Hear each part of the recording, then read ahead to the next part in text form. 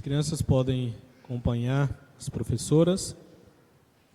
Hoje nós não daremos continuidade à nossa série de exposição em Filipenses, por causa da ceia que nós teremos no culto de hoje. E já fazia algum tempo que eu queria trazer uma ministração específica sobre a ceia. Hoje então a gente vai refletir sobre um texto da ceia. O texto que a gente vai meditar nessa noite é o texto de Marcos, capítulo 14. Marcos, capítulo 14. Eu vou ler do verso 22 até o verso 26. Próximas semanas, se Deus nos permitir, a gente dá continuidade à nossa série de exposição em Filipenses. A gente está quase encerrando o segundo capítulo de Filipenses e faltarão mais 2 capítulos ali. Marcos capítulo 14, verso 22 ao 26.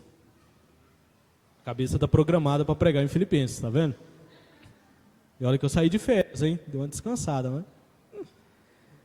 Vamos lá.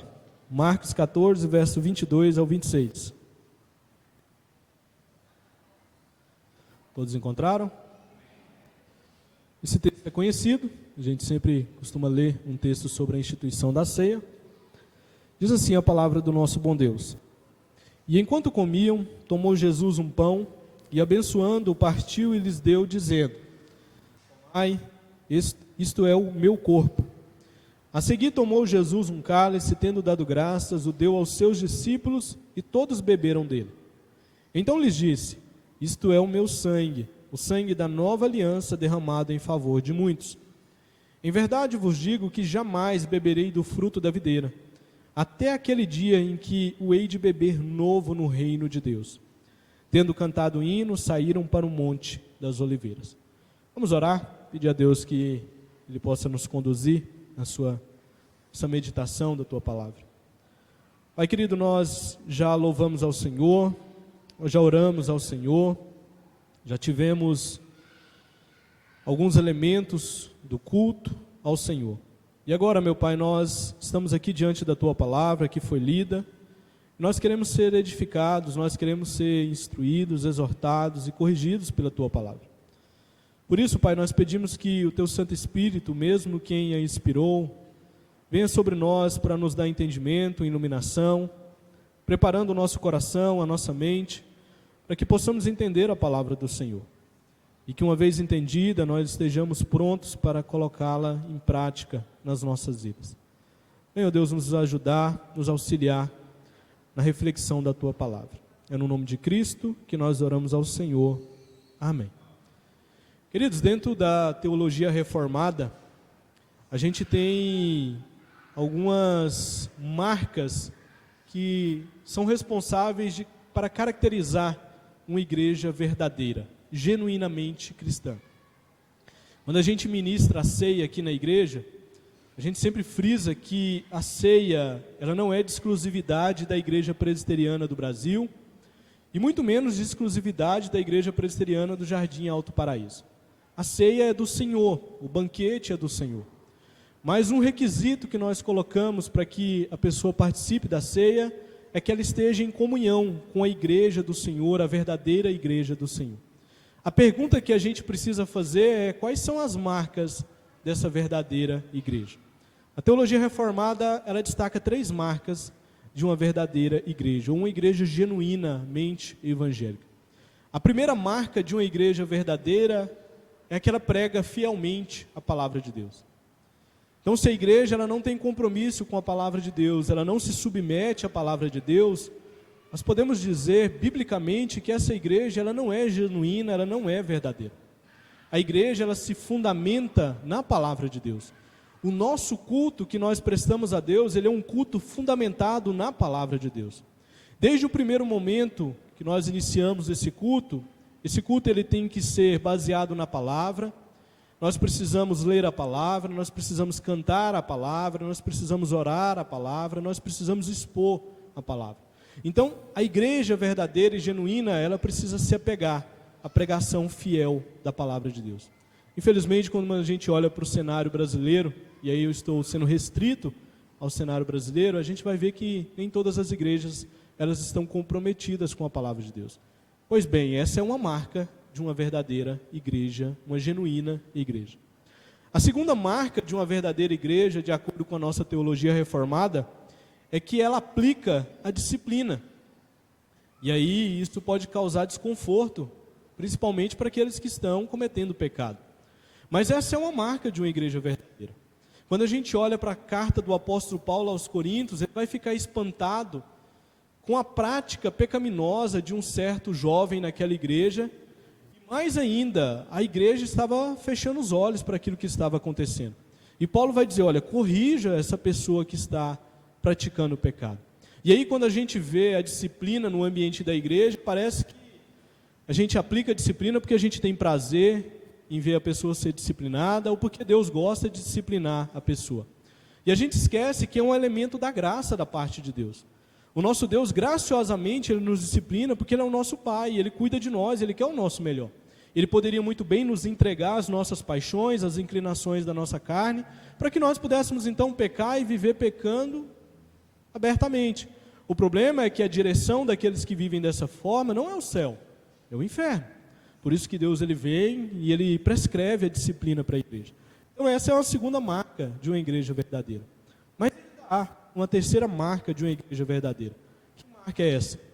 Ela administra corretamente os sacramentos. A palavra sacramento ela é entendida como um sinal visível de uma graça invisível. Então quando nós estamos ministrando a ceia, o que nós temos diante de nós é uma dramatização da graça de Deus sendo pregada aos nossos olhos. Aquilo que nós estamos fazendo aqui é ouvindo a palavra de Deus sendo pregada aos nossos ouvidos. Mas quando a gente está diante de um sacramento, da realização ou da administração de um sacramento, a graça de Deus ela está sendo comunicada para cada um de nós de modo visível. Então nós podemos contemplar essa graça invisível de Deus de modo visível para as nossas vidas através da dramatização. Quais são os sacramentos que foram instituídos por Cristo? O batismo, ele foi instituído por Cristo, e o segundo sacramento é a ceia. E ele precisa ser administrado de modo correto. O texto que nós acabamos de ler nos leva a pensar então acerca dessa marca da igreja, de uma igreja verdadeira. Ele nos leva a pensar sobre o segundo sacramento que nós temos aqui, que é o sacramento da ceia. Esse texto, queridos, ele está dentro de um bloco final do Evangelho de Marcos, em que ele vai se preocupar em nos contar os acontecimentos da última semana do ministério de Jesus. Aquela semana da crucificação de Jesus, a semana da via dolorosa de Jesus, a semana em que a humilhação de Jesus ela é intensificada. A gente fala que dentro do ministério de Jesus a gente tem dois estados, um estado de humilhação e um estado de exaltação. A partir da hora que a segunda pessoa da Trindade ela se encarna e ela habita entre nós, começa a sua humilhação. Ele tem que abrir mão da sua glória, ele tem que abrir mão de alguns elementos, de alguns atributos que ele possui, para que ele então possa se encarnar e habitar entre nós. Ele começa a humilhação. E aí a gente começa a ver aquele que é o doador da vida carecer de cuidados da sua mãe. Ali começa a sua humilhação. A gente olha para o ministério de Jesus, a gente vai ver os sofrimentos, as perseguições de Jesus, caracterizando esse estado de sofrimento. Mas na última semana do ministério de Jesus, a gente vê a intensificação. O quanto que é doída, o quanto que é doloroso essa parte final do ministério de Jesus. E é nesse bloco, nessa parte final, que Marcos, então, ele está trabalhando esse texto. Especificamente, Marcos aqui, ele está narrando para nós o dia de quinta-feira.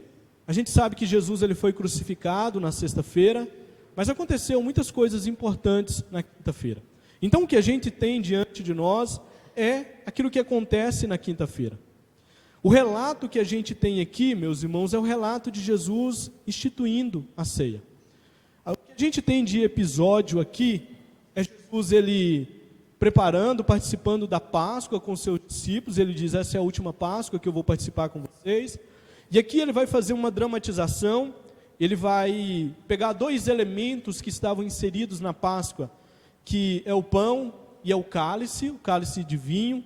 E ele vai dizer, olha, esse pão ele simboliza o meu corpo, e esse vinho, esse cálice, ele simboliza o meu sangue, o sangue da nova aliança, que eu derramo ele em favor de muitos. Quando Jesus termina essa instituição da ceia, caminhando na narrativa, a gente vai ter Jesus caminhando então para o Getsêmani. E ali ele tem toda a sua agonia, porque ele sabia o que ele iria enfrentar na crucificação. Ali ele então é entregue aos líderes religiosos, e aí ele vai passar a noite toda da quinta-feira em um julgamento. Então ele vai passar toda a noite de quinta sendo julgado. Primeiro há um aspecto religioso no seu julgamento, ele é levado a Anás, o sumo sacerdote, depois ele é levado ao Caifás e ao Sinédrio, e aí eles começam a fazer injúrias contra Jesus, mas eles não têm como acusar Jesus, eles então caminham Jesus para um segundo estágio, que é o civil, onde ele vai ser entregue a Pôncio Pilatos. Pôncio Pilatos, ele também vê que Jesus era inocente, e ele tenta fazer algumas manobras para que Jesus não fosse crucificado. E quando Jesus é levado a Pôncio Pilatos, são 6 horas da manhã. Então Jesus passou a noite toda de quinta-feira sem dormir, agonizando. Ele foi esbofeteado diante do seu diálogo ali com Anás. Diante do Sinédrio, foi extremamente humilhado. Pôncio Pilatos manda ele para Herodes, Herodes faz chacota de Jesus, Jesus então volta, e aí Pôncio Pilatos faz aquela proposta, eu tenho Barrabás e eu tenho o Cristo. O que vocês querem que eu faça com o Cristo de vocês? E os líderes religiosos incitam a multidão, dizendo, olha, solta Barrabás, crucifica Jesus. 9 horas Jesus então é crucificado, e ele fica das 9 até as 3 horas da tarde. Por isso que a gente vai encontrar um Cristo extremamente debilitado na cruz do Calvário, porque ele passou a noite de quinta-feira acordado, sendo humilhado, para que ele pudesse então subir e ser colocado naquela cruz. Marcos está relatando para a gente aqui o começo dessa agonia. Marcos está relatando para a gente a instituição da ceia, que Jesus vai fazer diante dos seus discípulos. O propósito então aqui do evangelista é narrar essa instituição da ceia. E é importante usar a palavra instituição, porque isso precisa ser praticado pela igreja no decorrer da sua caminhada. Então Jesus ele colocou isso aqui como um elemento que deve ser administrado no decorrer da existência da sua igreja. E aqui, meus irmãos, a gente tem aquilo que a gente pratica todos os meses. Na Genebra de João Calvino, no período da Reforma Protestante, eles ceavam semanalmente. Então, toda semana havia a ceia. E João Calvino ele se diferencia dos demais reformadores, porque ele entendia que a ceia ela é para a nossa nutrição espiritual. E de fato é. Nós nos nutrimos espiritualmente quando nós estamos participando da ceia. Se o cristão ele tem a prática de não participar da ceia, esse cristão vai ficar debilitado na caminhada cristã. É importante para a vida da igreja. João Calvino entendia isso e ele dizia, então vamos participar semanalmente. É claro que no decorrer da caminhada da história da igreja, esse espaço foi aumentando e a gente pratica a ceia, ou a gente administra a ceia no ambiente da igreja, pelo menos uma vez por mês. Com isso não quer dizer que você só deve participar uma vez. Se você for participar em um outro culto, do qual está sendo administrada a ceia, mesmo participando da ceia hoje, amanhã, você chega lá e está administrando a ceia, pode participar da ceia. Não há problema em participar da ceia naquele momento. Porque a ceia ela é importante para nossas vidas. Além de narrar aqui a instituição da ceia, esse texto ele vai assegurar para a gente algumas verdades que são importantes para a nossa fé cristã. Então é acerca dessas verdades que eu quero pensar com vocês, para que a gente tenha cada vez mais um entendimento melhor acerca daquilo que nós fazemos quando nós nos reunimos para participar da ceia do Senhor. O que nós vamos fazer daqui a pouco ao participar da ceia do Senhor? Meus irmãos, existem verdades que são essenciais para a fé cristã e que estão inseridas dentro dessa dramatização, dentro dessa administração que nós fazemos da ceia. E esse texto nos permite analisar essas verdades. Serão 3, como um bom sermão presbiteriano, serão 3 que a gente irá ver nessa noite. E em primeiro lugar, a primeira verdade que a instituição da ceia nos assegura é de que Jesus ele é o nosso Cordeiro Pascal. Essa é a primeira verdade que é colocada aqui para a gente nesse texto. O verso 22 ele diz, e enquanto comiam, ele inicia falando para a gente que a ceia do Senhor ela é instituída em um determinado contexto. Os discípulos de Jesus estavam comendo alguma coisa. A pergunta que a gente precisa fazer é o que eles estavam comendo ou do que eles estavam participando. E aí, se a gente retroceder um pouquinho, lá nos versos 12 ao 16, vocês vão ver que Jesus e os discípulos, eles prepararam, melhor, os discípulos, eles prepararam um banquete conhecido como a Páscoa. Então, o que eles estavam comendo naquele momento, quando Jesus vai instituir a ceia? Eles estavam comendo os elementos da Páscoa. Essa ceia, meus irmãos, então, ela tem uma raiz na celebração da Páscoa do Antigo Testamento. E a gente não pode perder de vista isso quando nós participamos da ceia. Isso aqui não foi inventado por Jesus. Jesus usou elementos, ele usou raízes daquilo que já havia e vinha sendo praticado na história do povo de Israel no Antigo Testamento. É claro que o que a gente tem diante de nós é uma realidade plena, perfeita, porque tudo aquilo que aconteceu no Antigo Testamento apontava para Cristo. Ele é o cumprimento perfeito daquilo que acontecia no Antigo Testamento e era realizado no Antigo Testamento. Nós conhecemos bem, ou pelo menos deveríamos conhecer, o contexto da instituição da Páscoa. Basta a gente caminhar e ir para o texto de Êxodo, e a gente vai encontrar como se deu a instituição da Páscoa ali no contexto, quando o povo vai sair das terras do Egito. Primeiro nós precisamos lembrar que o povo de Israel, ele passou um período longo da sua história nas terras do Egito. E ali esse povo ele estava sob o domínio de Faraó. E não era um líder qualquer, um líder bonzinho, era um líder cruel que queria destruir o povo de Deus. A tal ponto desse povo estar sofrendo tanto, e eles clamarem ao Senhor para que Deus pudesse libertar eles daquela situação. Deus vai ouvir a oração do seu povo, e Deus vai levantar um homem, um líder, para que pudesse ser instrumento nas mãos de Deus, para que pudesse então libertar o povo daquela casa da servidão, da casa da escravidão ali nas terras do Egito. Como que Deus realiza essa libertação daquele povo? O texto do Êxodo vai nos dizer que Deus ele vai enviar algumas pragas para que Faraó, para que o povo do Egito pudesse então ser ferido e para que de alguma forma eles pudessem reconhecer que o Deus dos hebreus verdadeiramente é Deus. Ele é o grande Deus. Isso porque o contexto egípcio era um contexto de várias divindades em que Faraó era a principal divindade. Quando Deus vira para Moisés e Moisés diz, olha, eu preciso de um nome, eu preciso falar qual é o Deus que está me enviando. E Deus vira para Moisés e diz, vai lá e fala que o eu sou enviou você. Isso serviu como uma afronta para Faraó. Enquanto Faraó se achava o Deus na terra, Moisés chega até ele e fala, olha, tem um outro Deus na parada e ele diz que ele é de fato. Enquanto você se acha uma divindade, ele diz que de fato ele é Deus. E ele quer que você liberta o povo dele que está nessas terras. E a gente conhece a história. Faraó, ele é afligido, o povo do Egito é afligido pelas pragas, e aí ele quebranta o seu coração e ele diz, não, agora eu vou libertar o povo. E aí Deus vai lá e endurece o coração do Faraó, e aí manda outra praga, e por aí vai, até que chega a 10ª praga. E é no contexto da 10ª praga, meus irmãos, que a gente tem a instituição da Páscoa. Porque a 10ª praga foi a pior de todas as pragas. As outras pragas, elas feriam o povo egípcio, mas não matavam o povo egípcio. Mas a 10ª praga, ela garantia morte. Morte para os primogênitos ali da terra do Egito. E aí, Deus ele vai ordenar a Moisés para pegar um cordeiro, para matar esse cordeiro, e para pegar o sangue desse cordeiro e passar nos umbrais daquelas portas. E a ideia que foi ensinada para Moisés, o que foi dito para Moisés é, olha, à meia-noite o anjo ele vai passar, e a casa que tiver com sangue aspergido nos umbrais, passado nos umbrais, ele não vai matar os primogênitos.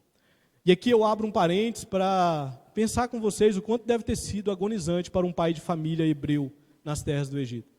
Imagina eu ali nas terras do Egito, será que eu passei a quantidade de sangue? Será que não foi pouco sangue que eu passei? Está chegando o horário do anjo passar. Imagina a agonia que deve ter sido para um hebreu aquilo dali. Será que foi a quantidade certa? Será que eu não deveria ter colocado uma mancha maior do sangue?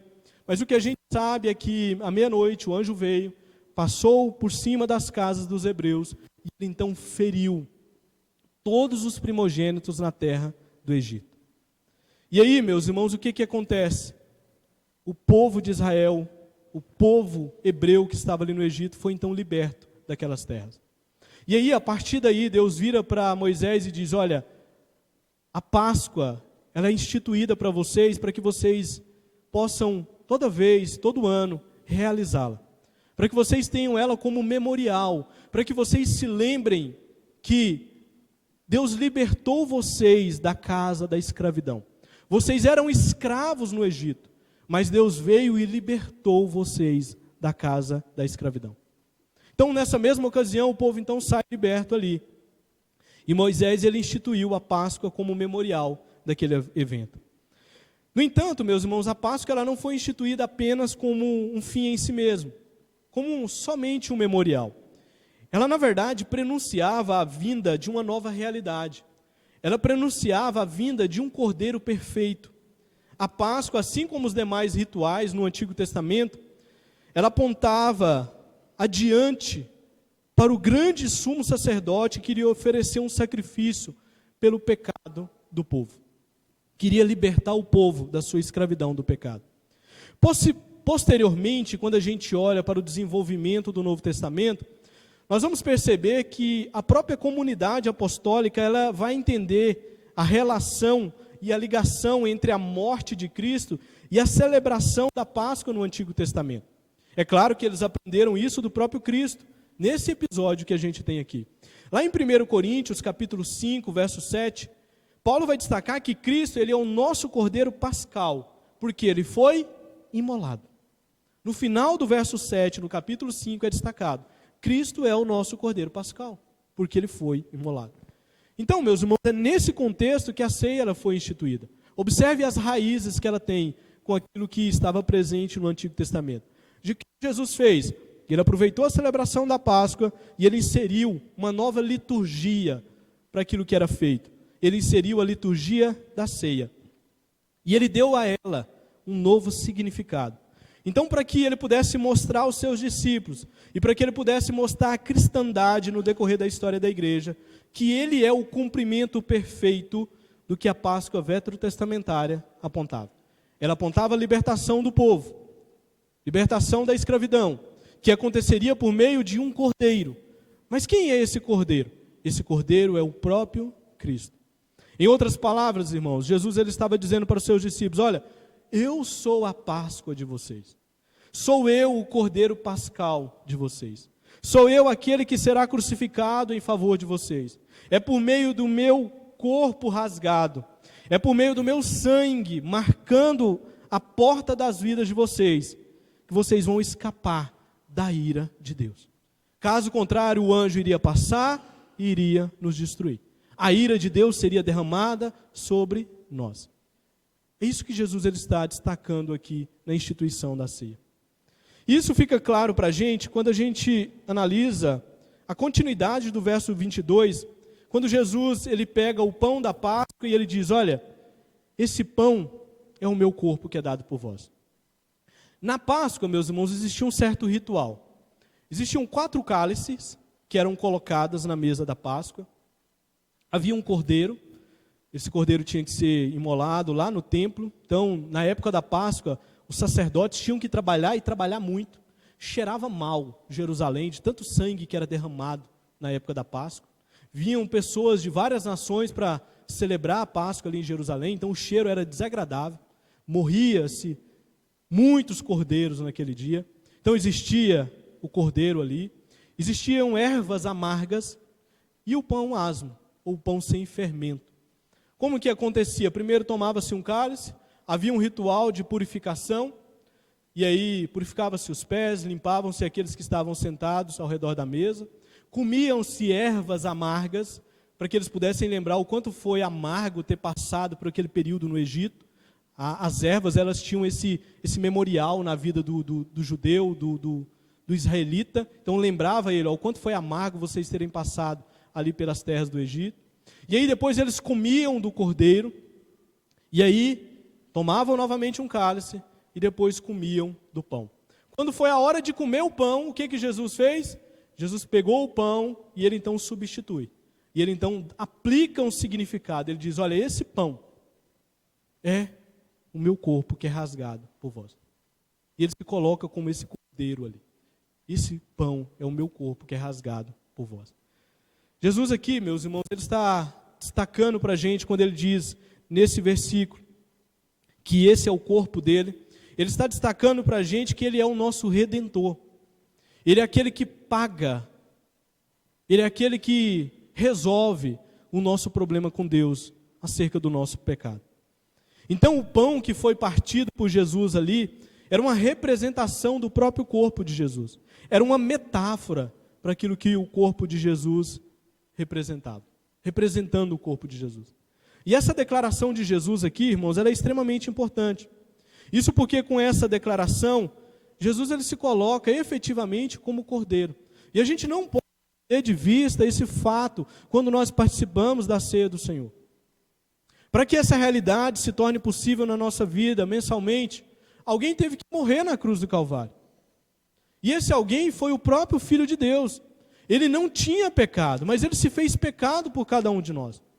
Ele nos substituiu na cruz do Calvário. Para que nós pudéssemos então ser libertos da ira de Deus.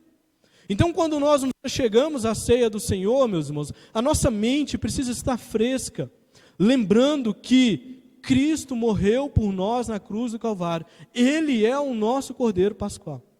E assim como o povo do Antigo Testamento vivia numa casa que era considerada a casa da escravidão, nós também vivíamos. Nós éramos escravos do pecado, o pecado era senhor das nossas vidas. Mas Cristo vem e nos convence por meio do Espírito Santo do pecado. E Ele muda a nossa situação e a nossa condição. Por isso que a ceia ela precisa ser praticada, ela precisa ser administrada por uma igreja genuinamente verdadeira. Porque isso tem importância, tem implicação para a nossa vida. É uma dramatização, é um ensino para as nossas vidas. E a gente precisa se lembrar disso. Meus irmãos, os cordeiros que eram imolados no Antigo Testamento, eles só tinham um papel de tipologia, eles só apontavam para uma realidade distante. Então, todos os anos precisavam ser imolado, ser feito todo aquele ritual, um cordeiro deveria morrer, para que aquilo pudesse apontar para Cristo. Agora, o nosso cordeiro, meus irmãos, ele morreu de uma vez por todas. Então, está errado aqueles que acham que, quando nós estamos participando da ceia, Cristo ele está sendo morto novamente. Ele morreu de uma única vez. Porque existe uma concepção chamada transubstanciação, que eles acreditam que toda vez que a cristandade vai participar da ceia, Cristo está morrendo ali novamente. E aí o pão aqui, ele se transforma no corpo de Cristo. Não, meus irmãos, ele não se transforma, ele representa aquilo que Cristo fez. É um memorial, uma lembrança daquilo que Cristo fez na cruz do Calvário. Isso foi feito para garantir salvação para o povo de Deus. Olha que maravilha que a gente tem diante de nós, quando nós participamos da ceia. Então essa é a primeira verdade que a gente tem destacada nesse texto, que é colocada para a gente nesse texto. A segunda verdade que a instituição da ceia nos assegura, é de que Jesus ele ratificou para nós uma nova aliança. E os versos 23 e 24 vão destacar isso. Verso 23 diz assim: a seguir, tomou Jesus um cálice, e tendo dado graça, o deu aos seus discípulos, e todos beberam dele. Então lhes disse: isso é o meu sangue, o sangue da nova aliança derramado em favor de muitos. Esses dois versos aqui, queridos, eles nos levam a uma doutrina que ela é extremamente cara para a fé cristã. Principalmente para a teologia reformada, para a nossa teologia. A nossa teologia ela é uma teologia aliancista, é uma teologia pactual. Como que nós entendemos o relacionamento de Deus com o ser humano? Através de pacto. Ele entra em aliança com o ser humano. Claro que com o seu povo. Quando a gente batiza as nossas crianças aqui, qual que é a doutrina que fundamenta o batismo infantil dentro da igreja presbiteriana? A doutrina da aliança. O mesmo Deus que entrou em aliança com vocês, tem aliança com os filhos de vocês. E aí o batismo é um sinal visível de que eles fazem parte dessa aliança. É uma demonstração pública de que o meu filho também, ele faz parte da aliança que eu e a minha esposa temos com Deus. Então é uma doutrina extremamente cara que é colocada aqui para a gente e é apontada por Jesus como realidade da instituição da sua ceia. O texto nos diz aqui que Jesus ele pega o cálice, e esse cálice aqui era o terceiro cálice, e ele deu graças, ele agradeceu por esse cálice, e ele começou a dar para os seus discípulos. Todos beberam, então ele faz a sua declaração. Ele diz, esse é o sangue, e é o sangue da nova aliança, derramado em favor de muitos. Esse terceiro cálice aqui, meus irmãos, ele era chamado de o cálice da bênção. E observe que Jesus classifica esse cálice como sendo o seu sangue, o sangue da nova aliança.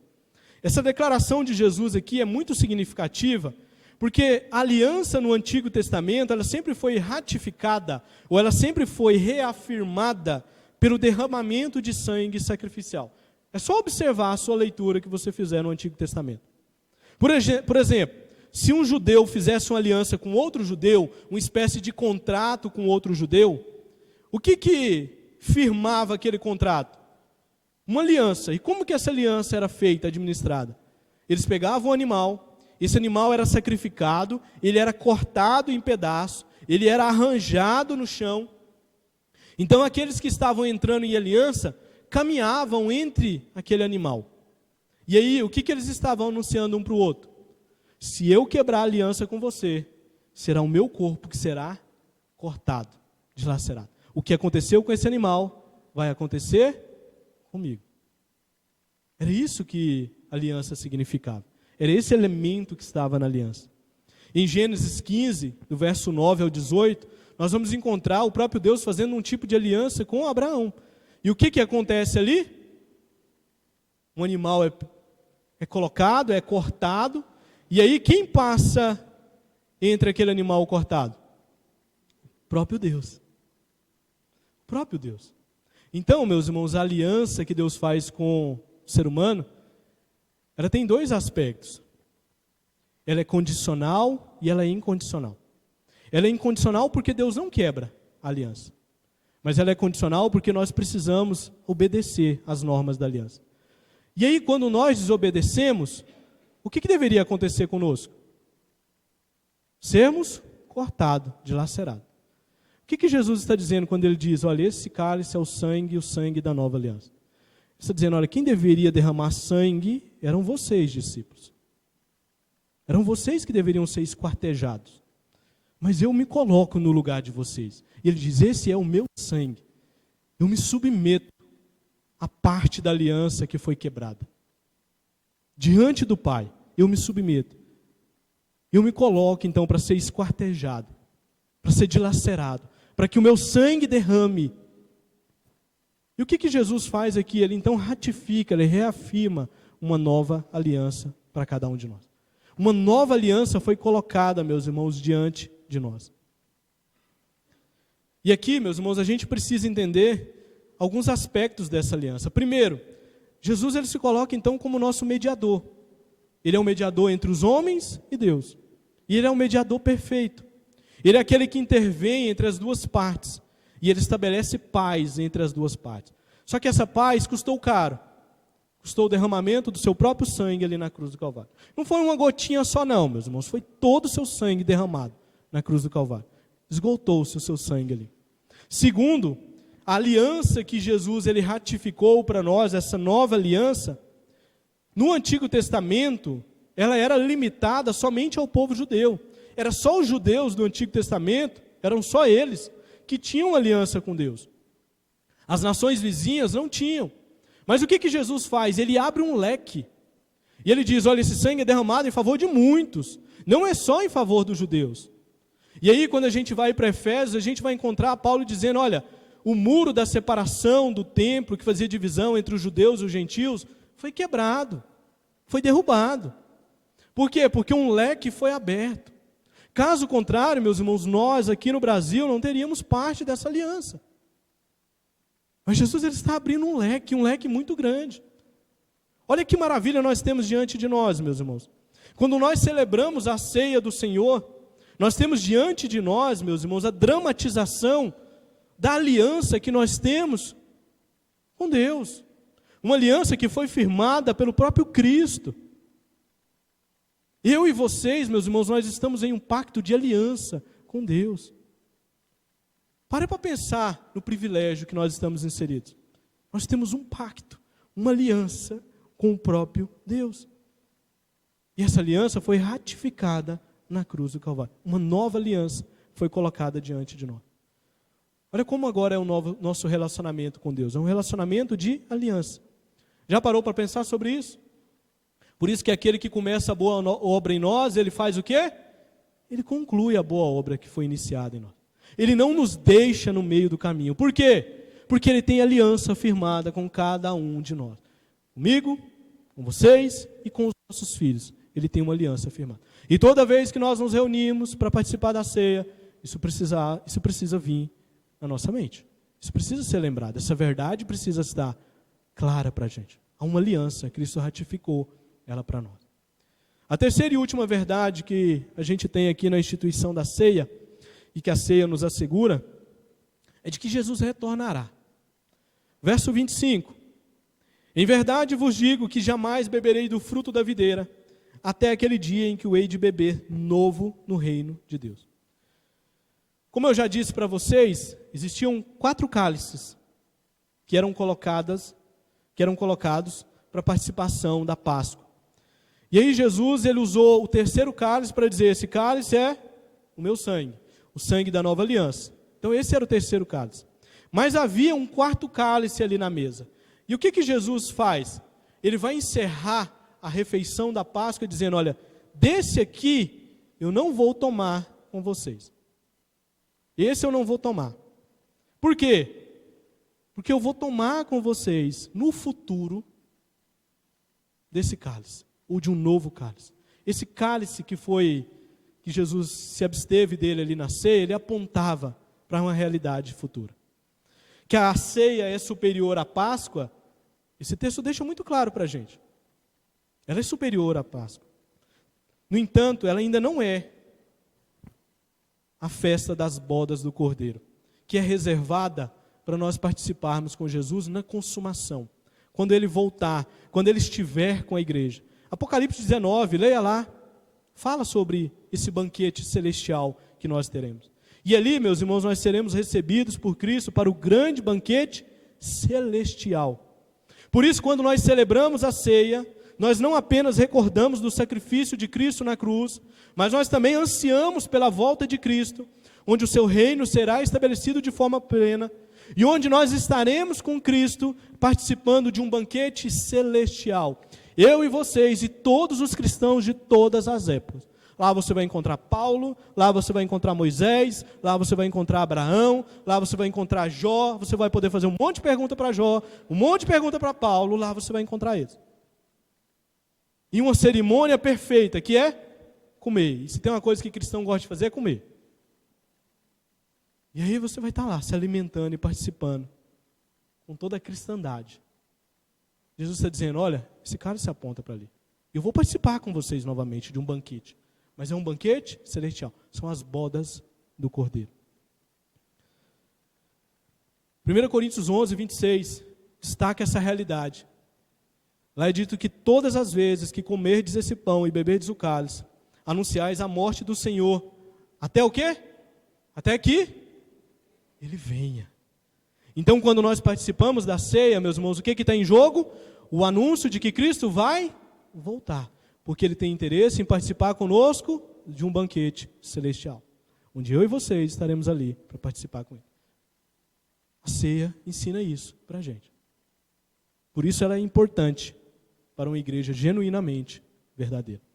O verso 26 encerra a narrativa aí, dizendo que Jesus e os seus discípulos cantaram um hino. Era comum, dentro da liturgia da Páscoa, encerrar-se com um hino. E logo após eles saíram para o Monte das Oliveiras. E aí o que estava para acontecer à frente da instituição da ceia aqui eram coisas terríveis, que iriam culminar na morte do nosso Senhor e Salvador Jesus Cristo. E aí a gente conhece toda a via dolorosa que o nosso Senhor teria que enfrentar. Aplicações práticas desse texto, para finalizar. Primeira, meus irmãos, a ceia ela é uma prática muito antiga da igreja cristã. Ela foi ordenada pelo próprio Senhor Jesus aos seus discípulos e ela vem sendo observada pelos cristãos desde os seus primórdios. Quando a gente vai para a carta de Paulo aos Coríntios, a gente encontra uma igreja praticando o quê? A ceia. E uma igreja que já tinha problema para praticar a ceia. Mas ela era praticada. Estuda a história da igreja e você vai ver a ceia sendo praticada. Então, trata-se de um ato público do culto a Deus. É uma expressão da fé cristã e mais, meus irmãos, é uma expressão da nossa unidade como corpo de Cristo. Nós participamos do corpo de Cristo, porque nós estamos ligados ao corpo de Cristo. Qual que é a fundamentação que a gente tem prática quando nós participamos da ceia? Comunhão. Então, se você tem problema de ter comunhão com seu irmão, meus irmãos, você vai ter problema para participar da ceia. Nós estamos em comunhão com o corpo de Cristo. É isso que é colocado. Estamos ligados ao corpo de Cristo, nos alimentamos do corpo de Cristo. Eu sei que o rito ele é simples, o que a gente vai fazer daqui a pouco é muito simples. Mas ele é cheio de significado, meus irmãos, para a gente. É cheio de realidades sendo expostas para a gente. Pode ser que alguém que nunca fez parte da fé cristã chegue aqui e ele saia daqui falando, moço, aquele povo tem uma prática de comer e comer muito mal, come só um pedacinho de pão e um copinho só de suco. Uma prática muito ruim de se alimentar. Por isso que toda vez quando a gente vai participar da ceia, a gente precisa explicar. Aí a gente prega aqui, desce para cá e o pessoal pensa, o pastor vai pregar de novo? Não. É porque precisa ser ensinado, senão alguém sai daqui reclamando que não conhece a fé cristã, falando, esse povo é doido. A gente já tem é caracterizado já um pouco estranho, né? Imagina se a gente deixar de ensinar aquilo que a gente está fazendo aqui. Então ele é um sacramento que caminha com a palavra. A gente precisa pregar e falar o que está acontecendo, o que vai acontecer ali. Cada vez, meus irmãos, que nós participamos da ceia, o Evangelho de Cristo é pregado, porque nós anunciamos a morte do nosso Salvador. E essa morte é proclamada aos nossos próprios olhos. É uma pregação aos nossos olhos.